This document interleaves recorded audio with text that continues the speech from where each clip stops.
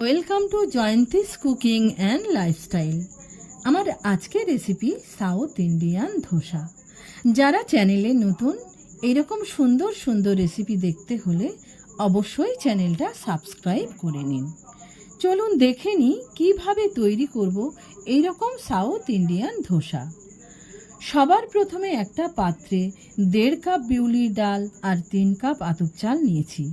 এছাড়া half cup সেদ্ধ চাল আর 1 চামচ মেথি নিয়েছি। তারপর জল দিয়ে ভালো করে 3-4 বার ধুয়ে নিতে হবে।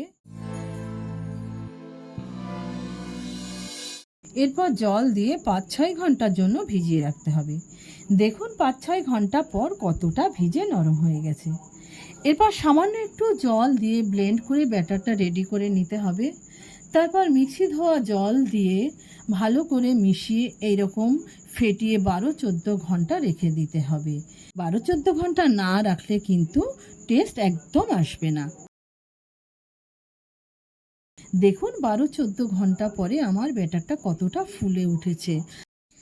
এরপর ধোসার পুর বানানোর জন্য কিছুটা কারি পাতা নিয়ে নেব আর তার সাথে টমেটো আর পেঁয়াজ কুচিয়ে নিতে হবে।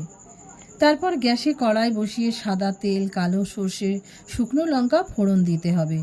এরপর হিং ফোড়ন দিয়ে পেঁয়াজটা দিয়ে দেব। পেঁয়াজটা নেড়ে চেড়ে ভাজা হয়ে আসলে তার মধ্যে কারি পাতা আর টমেটো দিয়ে নেড়ে চেড়ে নেব।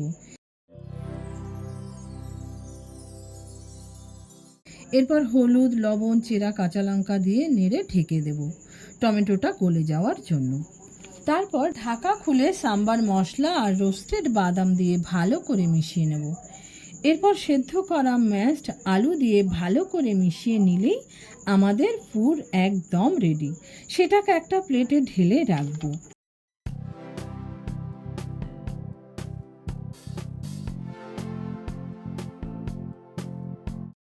এবার ধোসা বানানোর জন্য আগে থেকে বানিয়ে রাখা ব্যাটার কিছুটা নিয়ে এতে লবণ ও জল মিশিয়ে নেব।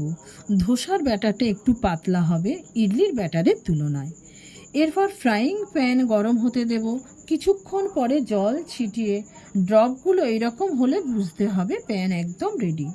এবার হাতায় করে যেভাবে দেখাচ্ছি ঠিক সেভাবেই ব্যাটারটা দিয়ে ঢেলে ছড়িয়ে নিতে হবে। অনেকে ছোট গ্লাস বা বাটির সাহায্যেও করেন, আমার হাতা দিয়েই সুবিধা। এবার 1 চামচ সাদা তেল ছড়িয়ে দেব। খানিকক্ষণ পরে খুন্তি দিয়ে সেটা স্প্রেড করে আস্তে আস্তে যখন ব্রাউন হওয়া শুরু হবে তখন খুন্তির সাহায্যে ছাড়িয়ে নিতে হবে। এই হলো প্লেন ধোসা।